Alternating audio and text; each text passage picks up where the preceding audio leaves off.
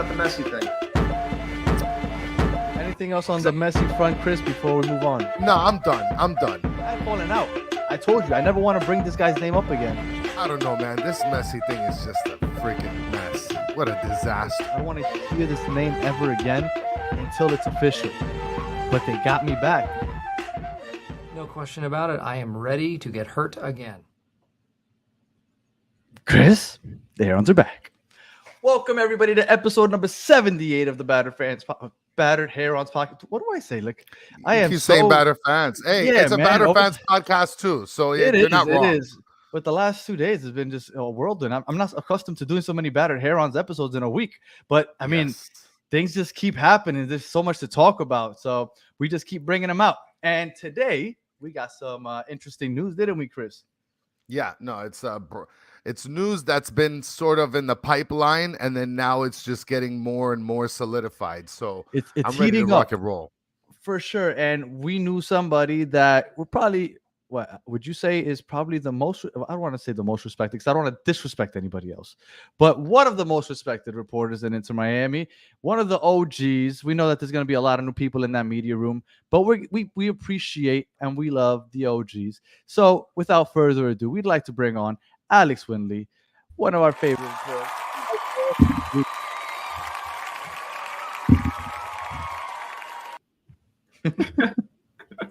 Hi guys, hello. How's it going, Alex? How's the media room been? Busy and packed. So that's it's just been really wild past 2 weeks, but it's been super cool to witness. I'm sure, and I'm sure that does have to be an experience for sure. Yeah, it's just been crazy, honestly. How cool has it been to be able to just kind of just sit there and watch Messi train?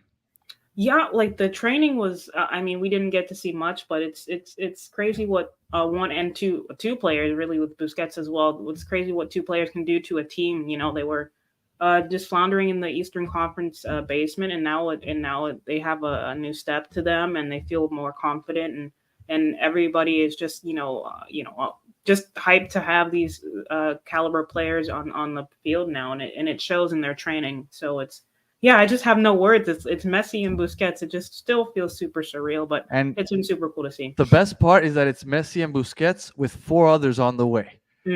So let's get into the 4 others. Now, we already knew Jordi Alba. He should be here this weekend. His paperwork's getting kind of sorted out, and he'll probably start training next week. I doubt he plays on Wednesday. Maybe he does. Maybe you know better than I do, but I doubt he plays Wednesday. But for sure, he should be on if we advance after that. Do you know if he'll be available on Wednesday?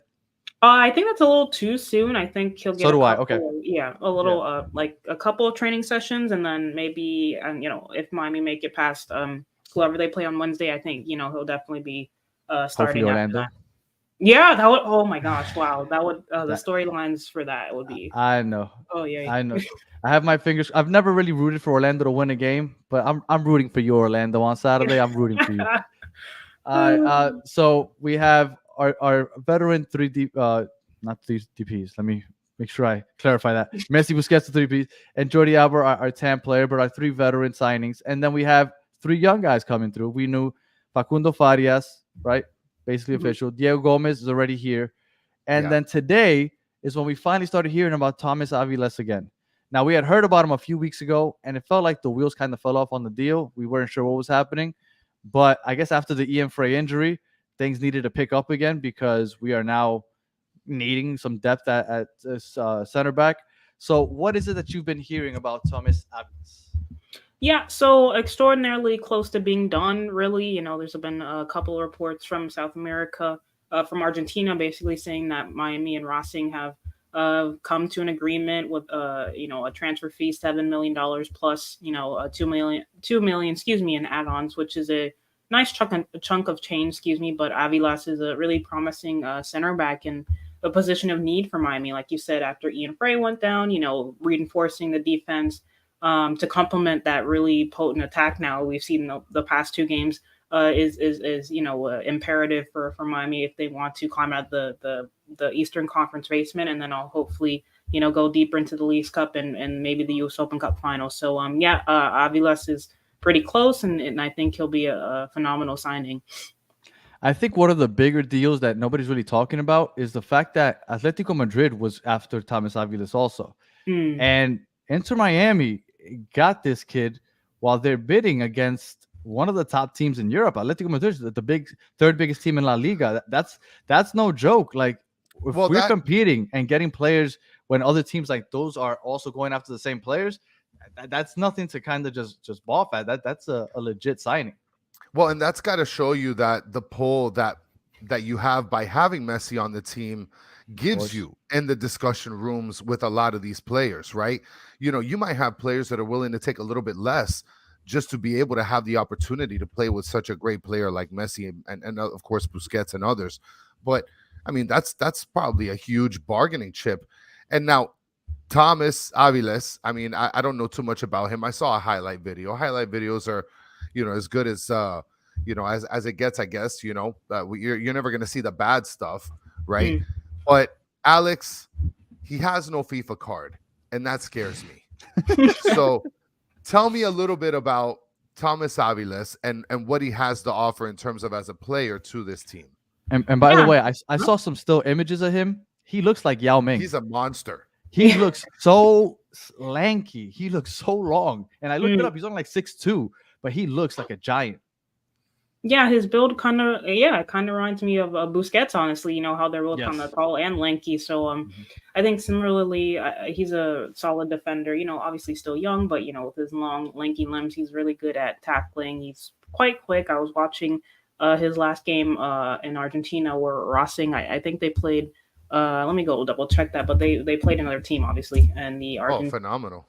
Argentinian league, and he was playing as a right center back, and he did a good job, and Racing ended up winning the match. So yeah, super Nice. lanky, good tackler, you know, obviously good in the air, so which is something that Miami will need heading forward, as you know they're playing this kind of like I'm not going to get into tactics, but you know, Yeah. ball playing center back, which is, you know, with Miami, they want the more possession based style now, and I think he'll fit under that. Now that you brought up that he played right center back, do you think that there's a chance? Because obviously, Tata usually runs 4 in the back, Mhm. unless he decides to change it to 5, which he only did in 2018, as far as my understanding goes. If he goes 4 in the back, is Kamal Miller, because he usually plays left center back, gonna stay? And you think Christoph's the one that's gonna get sent down? Because I would assume that Aviles is gonna start, especially the money he's getting paid. He's gonna start. So Christoph or Miller are gonna have to get put on the bench. Who do you think it is? You think it's gonna be Christoph or Kamal Miller? Honestly, it could be Kristoff because Kamal Miller is, you know, a left-footed player, and it complements well. You know, most coaches like left-footed players on the left and Mhm. right-footed players on the right. So, yeah, it could be Kristoff. And I don't know if you guys remembered, at the end of the last game, he came off with a slight injury. So, you know, Yeah. obviously, Sergei he's 32 and he's been playing a lot of minutes this year, and they're obviously going to have to rotate. So, I think if it's anyone, it's probably Kristoff because of the left-footedness from Kamal Miller. And next game, McVeigh's is Yeah. out with a red card.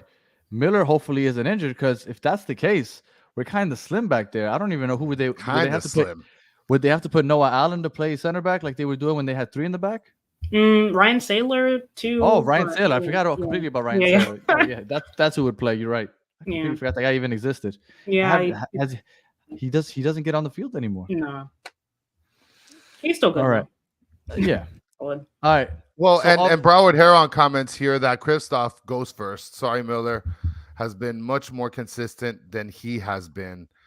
And we talked a little bit about this last episode yesterday, Danny. I mean, listen, that goes to Christoph better. yeah. I mean, I could see But I Noah get the Allen but I- playing center back as well. I could see the whole left center back, left footed. I get all that. So as far as that goes, okay. But I prefer, out of the two, I prefer Christoph. I think he looks a little calmer when he's back there, when he has does. pressure on him, and I just think that he's always in a better as far as marking. He kind of sets himself up a little better. I agree. Out of the 3 U22 guys that are coming through, who would you expect the most out of, or do you think is probably who we could expect to maybe see the most, the most impact from?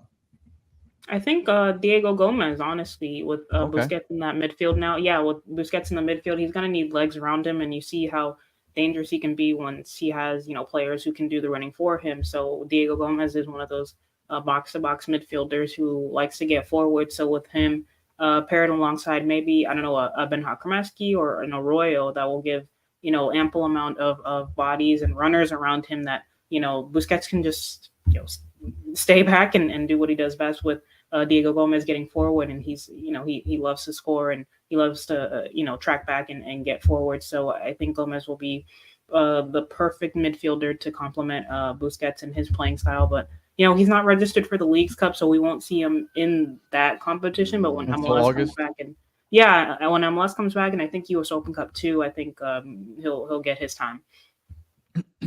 Now I'm gonna bring something up that take. So Axel Paredes. Let's see first if Aviles fits. In my books, he is not better. Wow, not better than McVeigh. Okay, I hope you are 100% wrong, because that would be very disappointing. But the fact that Atletico Madrid was looking into him tells me that he's gotten eyes in European scouts on him. So I think that he should be okay. I lost my train of thought when I saw that. Oh, something that I think that Chris gets annoyed when I bring it up, but I believe this, and I want to know what you think, Alex. Mm-hmm. Facundo Farias, he's a forward. A lot of times plays on the left wing possibly. I think, although Robert Taylor has been playing very well the last 2 games, I think Facundo Farias comes in and takes his starting spot. Do you agree, or do you think Robert Taylor has worked his way into a starting role permanently? Or not permanently, but in the foreseeable future?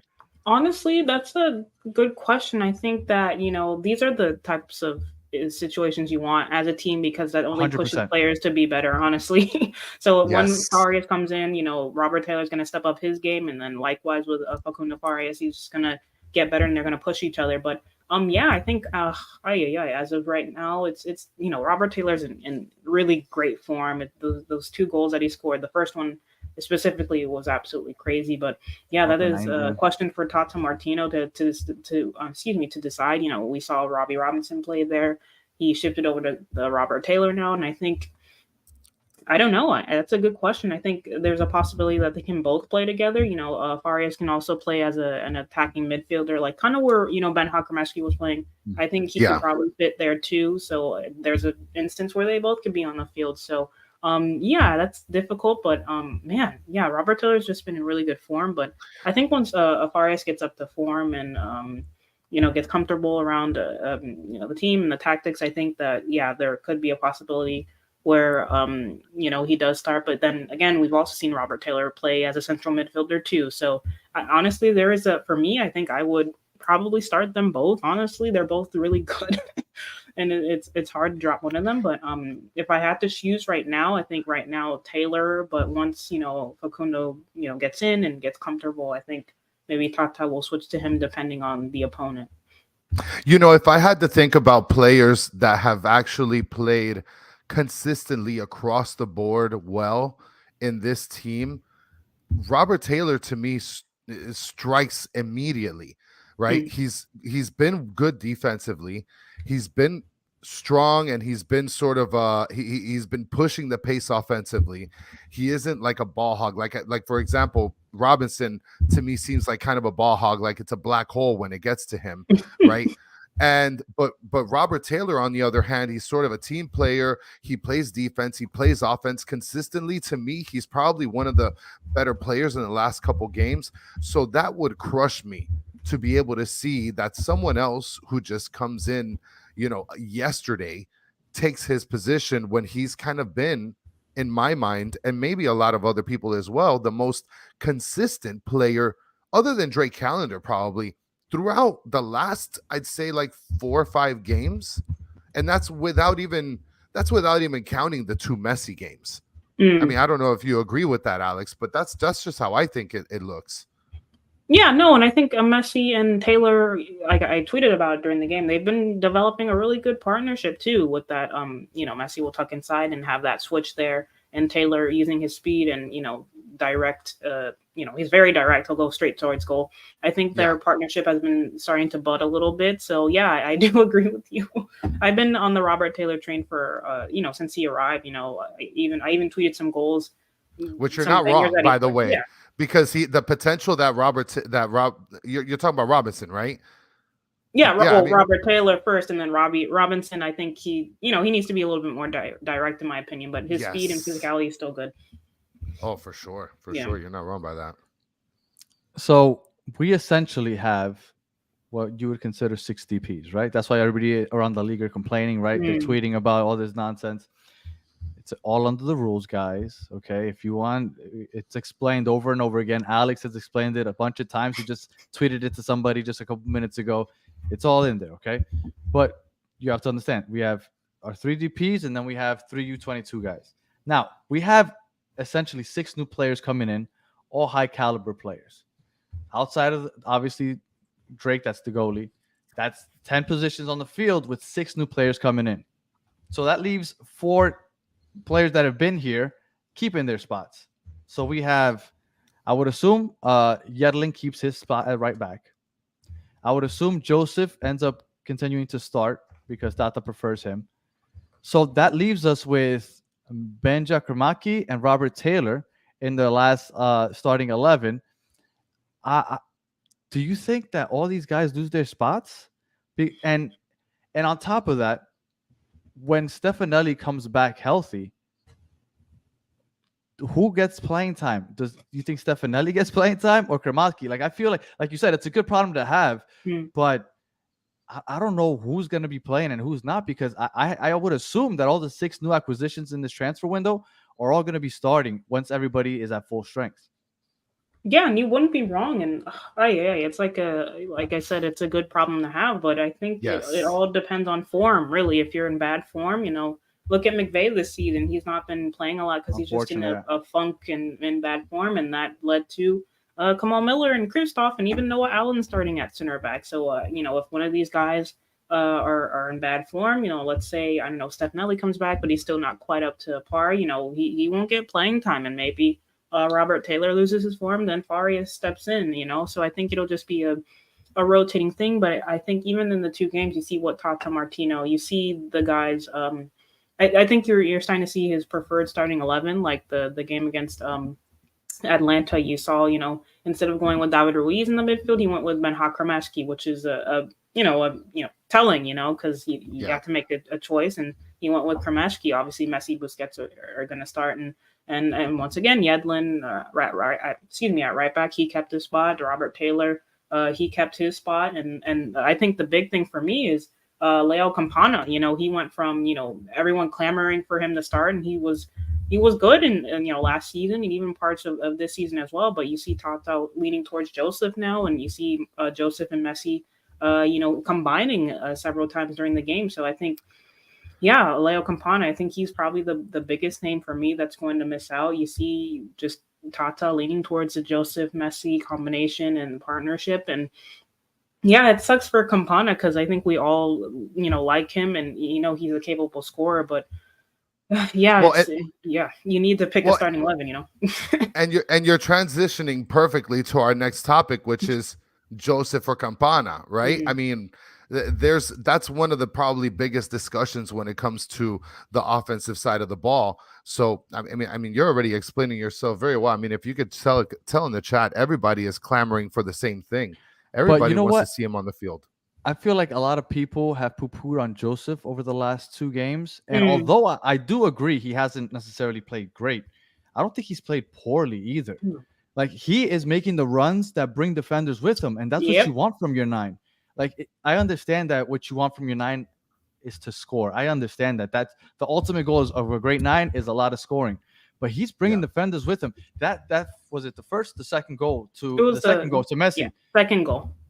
It was Joseph that brought the defense with him as he was streaking towards the left, and he let the ball right past through him. Right, he basically did the dummy that he likes to do. Yeah, and that gave Messi that goal. And he's not getting enough credit for those things. Should he play better? Yes, I understand. Would I like to see Campana out there? 100%. But I don't think Joseph has played horribly either. He hasn't. What do you think, Alex? Yeah, no, I totally agree. Like early in the season, Joseph was going through a rough spot, and you see now it's because Miami had no creator on the field before Messi got there, and now with Messi on Yeah. the field, Joseph, he's making those runs again. He's making those dummy runs, and he's still. This guy is a former MLS MVP, and he used to be one of the most feared strikers in the league, and I think still to a point, obviously not as potent, but still, he'll attract defenders, and you saw that the other night against Atlanta, like you said, he kind of dragged the defenders towards him, knowing Joseph can still score, but then stupidly the Atlanta defenders left Messi wide open, and of course Messi's not going to miss from there. So I think with Joseph and Messi, they have this understanding now that Joseph's going to make these dummy runs and Messi will always be near him, and I feel like they're starting to combine really well and have a great partnership. And unfortunately, with Campana, I don't think you're going to quite get that. He's a back to goal kind of guy. He's not going to make those runs behind the defense, and he's just a different type of striker. So I think with Joseph, it just works a little bit better now. And yeah, Campana, I just really feel for him, but he'll definitely get his chance and as the team progresses and whatnot. But I think right now, Joseph, he's just got that edge, and those dummy runs are just equally as good as him scoring. Obviously, you want him to get goals, but I think just him bringing defenders over and occupying the defense with Messi Messi, he'll score. So right. yeah. The biggest thing over the last 2 games has been how open the field has been for everybody. Yes. And those runs by Joseph help with that. It hasn't only been Messi. It's been mostly Messi, obviously, because he gets so much attention. But Joseph has also contributed in that. So I think Joseph needs a little more credit in that. But I have heard some people say that Messi works better with somebody that plays the 9, kind of like Joseph, almost like a false 9. But I think that he could play well with anybody, because when I think back about his success in Barcelona, he played well with a David Villa that's more like a Joseph, right? He would make those runs more athletic. He doesn't need to play with his back to the goal. But Suarez is more like a Campana. He also played great with Luis Suarez. So I don't think it matters who he puts out there. Apparently, there's a preference either by Tata or by Messi. Somebody prefers Joseph, obviously. Yeah. But I think that Campana could also succeed with him, because he succeeded with those type of strikers in the past also. So Villa, Suarez, Campana, Joseph, I think that Messi will make anything work, honestly, in this offense. Yep, I totally agree, and I think it's no harm in having different profile, different type of strikers with, Campana, kind of the taller back to goal guy, and Joseph as the smaller, quicker, probably better with the combination play with Messi. But yeah, eventually Miami will have to use Campana in certain situations with center backs that are big and physical, and you need that hold up play. So yeah, we'll see. But Joseph is definitely looking like the preferred number 9 next to Messi. I just think with the kind of pace that Messi brings to the team, in terms of he's not really in a rush, he's a little bit more tactical. It seems like Joseph would be the smarter play, which is why I think that Campana just hasn't gotten the opportunity to play with him. Somebody, Ed Bartra, mentions is Campana the best target we have on corner kicks. I would have thought so, Ed, but I don't know if you saw last game. Messi tried a corner kick pass to Joseph, who was like at the corner of the box, and it looked like Joseph was just cranking, getting ready for a bicycle kick. I don't know if you guys caught that, but I'm definitely going to record it and put it up on Twitter, because I saw that and I'm thinking to myself, I can't believe this guy's waiting for a bicycle kick. Today's going to be a little shorter episode than we usually do. We usually go an hour. Today we're going to do probably around half an hour. So if anybody has any questions for Alex, go ahead and you can ask them now before we wrap up in a little bit. So I know I already touched on it. So just to just re-clarify, gloss right over it. Right. So starting 11, once we're at full strength, Mm-hmm. you would say Drake in the back, obviously. Yes. Well, Alex, you let us know who you would put at the starting 11. Let's go. Go for it. Yeah, so Drake Callender, I'll move from left to right. So right now, I think once Jordi Alba is fit, Jordi Alba, Kamal Miller, because I do think Tata just like that left-footed player, Aviles, and then right back at Yedlin. So Alba, Miller, Aviles, and Yedlin. The midfield three, obviously. So Christoph gets the boot. He's sitting on right bench. Even though I like Christoph better, I agree with Alex, just because Kamal Miller brings that left foot. I agree with you. Yeah, I love Christoph, and like you said, he just brings an extra calmness, and he's good playing out of the back, and his positioning is really great. But I just think that Aviles will will get the start over him, honestly. But I don't know. Good competition is good. But the midfield three, obviously Busquets at the pivot. Honestly, that one of the left center, the center midfielder role is complicated. But I I don't know right now. I don't know. I think right And now it's remember, just Danny said at full strength, full strength. right? So we got Busquets. Hmm. Now at full strength, we got all the rings, right? We're right now we're ready Oh, to rock and including roll. John With Mata and Thanos. Gregory and all Oh those guys, or no, just because like Oh, you yeah, don't want no, to include Gregory, Danny. I mean, come on, you said full he's strength. We're talking about Gregory right, but I'm back. talking about like full strength from like the new acquisitions. Gregory and okay. Giamota are like in Oh, September.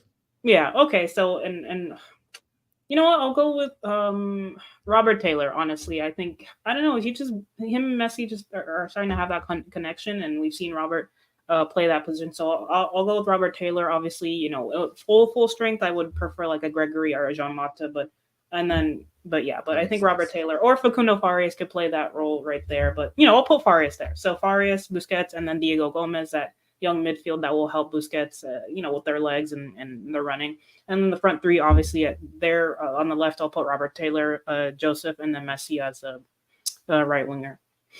Okay, Okay. that seems pretty in line. I mean, Kristoff, I think was kind of a surprise to me that he would be hitting the bench, but I mean I could see that happening. We're acquiring a according to FIFA a 62 defender, right? Doesn't even Oh have an well, actual FIFA card, Just Alex. so you know, That Chris, scares me. he's 19 years old. Well, he's All right. 18. He turns 19 next week. Listen, yeah, Noah he. Allen's like 15 How, years old. He has a FIFA card. Okay, don't give me that. I think it's because he's Aviles is a highly rated. Like Atletico Madrid was after him, so I think like to not start him, I think you gotta start him honestly. And Yeah, if he's out of yeah. form, then Kristoff will outplay him. But I think that's the nature of soccer. But right I now, I like think that with the lineup. price and him being younger, I think you need as many legs around Messi and Busquets as possible because you don't really want those guys defending. You want them going forward. So I think with Aviles and Kamal Miller, they're young enough and mobile enough to cover for Busquets. And similarly with the midfield with Farias and Diego Gomez in my preferred starting 11. You just get legs around these guys, and they'll do the running for Messi and Busquets. Really. I saw somebody asked when the window closes. The window closes, I believe, was it August 2nd? Yeah, let me double check that. I'm a I, second I, window, I Well, think but it's August and 2nd. while you check Iniesta isn't that, coming. no, he's Iniesta not. isn't coming, Esteval. So No. don't get tricked by all these clowns out here that are trying to get you to click on Clickbait. links that are going to Yeah. take your identity. Okay, August Luis Su- don't do 2nd. it. It Yeah, closes August on 2nd. August 2nd. Yeah. Iniesta isn't Stranger coming. danger. Luis Suarez isn't coming. Sergio Ramos isn't coming. The six that we're talking about today are the six that we got. I don't think we're adding any more pieces from here to August 2nd. No. And in all reality, you basically just picked up 6 DP quality players. You should be happy. 6 out of your starting 11. And one of those that are here, Drake, is one of the best goalies in the league. We got a squad. We're good. So and then Yedlin has looked rejuvenated since Messi showed up. Yeah. So not And enough people are talking about Yedlin. Real quick, I think it's because like Yedlin can use his good attributes, which is his speed and just getting it behind, and Messi will always find him. So I think Yedlin now has a lot more freedom just going forward and using his pace to, go and cross the ball. So he's gonna definitely improve form wise with Messi being on the field. And look, that run that Robert Taylor made on that second goal, I don't know if he makes it if it's Pizarro leading that transition. Yeah, exactly. When Messi's leading it, you go ahead and you run your ass off because you know that if you put yourself in a good position, he will find you. Yeah. And he did. Yes. So yes, Messi definitely changes the energy and then just the effort from everybody around them. So it's been a joy watching them. Mm-hmm. All right, so our last topic here for you, Alex, and then I don't know if Chris has any questions from the chat for you, but the last question from us: do you think there is a chance at a treble? Which would be, Chris asked me what a treble was earlier. It's when you win, in this case for MLS, Open Cup, Leagues Cup, and the MLS Cup. So when you win all 3.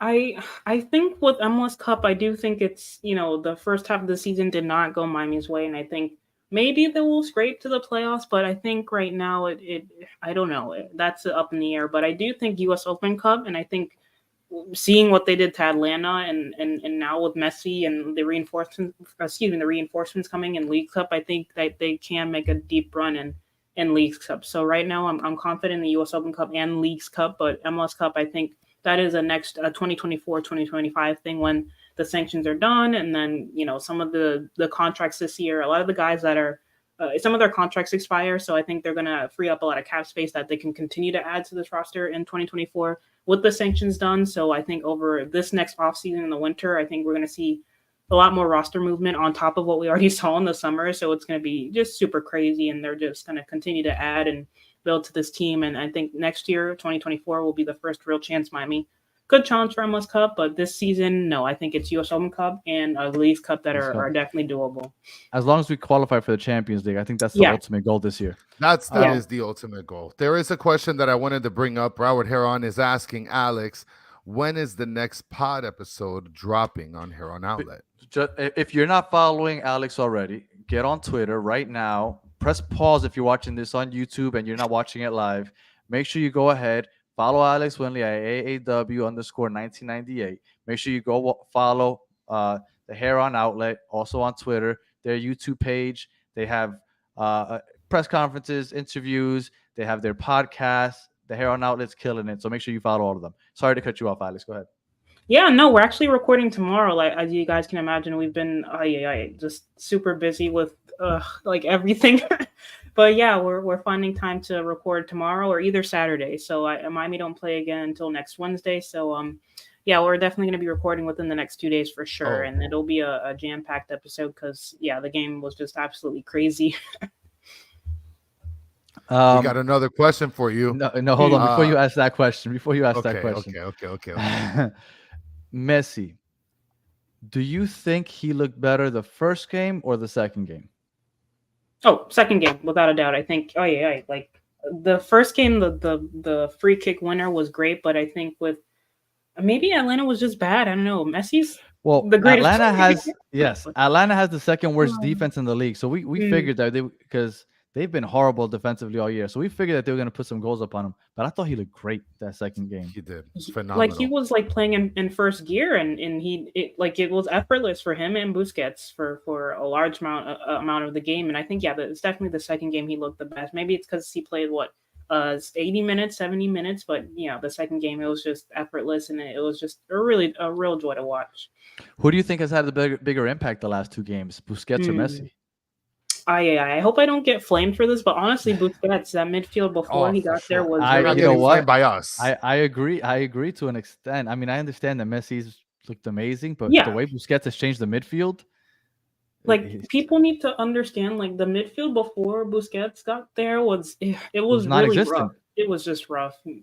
They tried their best, but it wasn't the same, and it was super stagnant, and they couldn't get anything going. But with Busquets there now, obviously Messi has had a huge impact. Don't get me wrong, on the creative side and assisting and doing that. But with Busquets, he's changed it. He's brought calmness, progressive passing, just a whole bunch of good stuff that Miami needed. Obviously, Messi has been huge, but Busquets, I think, Miami probably wouldn't have dominated that Atlanta game as much as they did without Busquets in that midfield. Just being the Busquets that we all know and love. And we have a lot of new listeners from different parts of the world.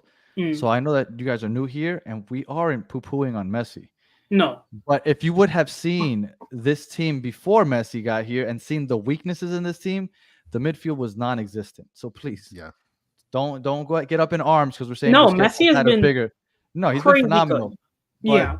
The largest weakness here was that the midfield was non-existent, and what we've seen, the way Busquets has kind of connected the back line to the final third, it's been a thing of beauty, something that we're not used to seeing. And obviously, Messi has been phenomenal also, but it's just been nice to see. All right, Chris, I'm done bothering Alex. Go ahead. You can ask her the questions. All right. So this comment right here, I'm just going to put it right here. Those new fans don't know the trauma that was Neville ball, which I saw Neville a little interactive on Twitter today. I was going to see if I was going to jump into that, but I said, no, let me not toss my hat in there. So Steve Munoz is ask Alex the Cruz question because Steve Munoz just doesn't like anything nice. He's anti-fun. Yeah. So Alex, I have a question. If you had to rank cruises as a vacation from a 1 to 5, right? 1 being the worst vacation option, 3 being meh, and 5 being the best vacation option ever, where are you going? Oh man, I don't know. I Or don't would it, mind it. I'd say like a 4. I've never so been it's, on a cruise, but oh my goodness. yeah, I haven't been, but I'm sure they're nice. Okay, so but that's a vacation you could see yourself taking though, right? It wouldn't be my preferred, but I'm sure it's nice. Like I'd rather, All you just do is eat, drink, and sleep. Like that's all you do on a cruise, and then get some yeah, sun. and I don't know. I don't know. I like when they dock and you can visit other cool places more so. That's Exactly. But another thing yeah, that you get. Yeah. We're talking about the benefits are endless on a cruise. mm, I honestly feel like Steve just took another L. Yeah, Steve, you just took another L, and that L was brought to you by. I'm not gonna do that Look, because we're not getting paid by any cruise company. Sade, Royal a Barca Caribbean. fan. I know. Royal Oh, yes, Caribbean. Royal Caribbean could be the new sponsor next year across the jersey. We don't know yet, but if they are, I hope they don't put Royal Caribbean. I hope they either put a Crown or just put Royal something. But I don't know. I'm not a big fan of those sponsorships on those shirts. But I guess that's just the soccer culture. So All right. Sade, Yes. yeah, he knows the value, so we get it. Of Busquets, yeah, he's a Barca fan. He knows the value. Yeah. All right. Yeah. So, Alex, thank you for taking the time to join us. We really appreciate it. Again, if you haven't followed her yet on Twitter, make sure you follow her. She is absolutely one of the best follows as far as Inter Miami reporters go and OGs. Hair on Outlet also, go ahead. Their podcast is recording tomorrow, so it should be out either tomorrow or Saturday, I would assume. Yes. And Alex, anything else you want to give the people? One real quick thing. Tomas Aviles, he's not in the squad for Racing's game against River Plate. I think tomorrow or the next couple days. So that just basically continues to confirm that he's on his way to Inter Miami. So yeah, But he's not on the squad. Leagues Cup roster, so he Yeah. probably couldn't compete in the Leagues Cup. Yeah, that too. But yeah, he's on his way, and another great signing from Chris Henderson. And yeah, I'm excited to see how he gets integrated into the squad. Oof, I'm excited. So as always, if you're on audio, thank you for listening all the way to the end. Please leave us a rating and a comment and all that other good stuff. If you're watching on YouTube, thank you for watching all the way to the end. If you were watching live and you participated in the chat, thank you. As always, you guys are the best part of this live show. And Chris, do you have anything else for the people? No, that's it. That's it. Happy Thursday, everybody. Go watch Happy Cincinnati. Thursday. Apparently, they're playing right now. So Yes, Oh, actually, yeah. Cincinnati is beating Chivas 2-0. So Oh wow. everybody has Inter Miami beating Cincinnati, and Cincinnati as a shoo-in for some reason. I think that's very disrespectful. I think Cincinnati is probably one of the best teams, if not the best team in the MLS. I'm not saying we can't beat them, but it's not a shoo-in, guys. But we'll talk about that next month, I guess. well, before you close it out, Lucas, friend request me on Twitter. I'm trying to send you some pictures of the hats. I can't because you're not friend requested on me on Twitter or whatever. So, Oh, he probably doesn't like you. Yeah, he probably doesn't. I hate you too. All right, and also, and if by any chance I have any Miami Marlin fans here watching live right now, we are going live on the Battered Marlins fans at 9:00. So go ahead and join us in the Battered Marlins fans show at 9:00 with the other Battered Miami Marlins fans. Baseball, baby. Yes, sir. And as always, if you want some Inter Miami apparel, go ahead, visit batterfans.com and get your Messi Inter Miami and all that other good stuff on there. Until Monday, we'll see you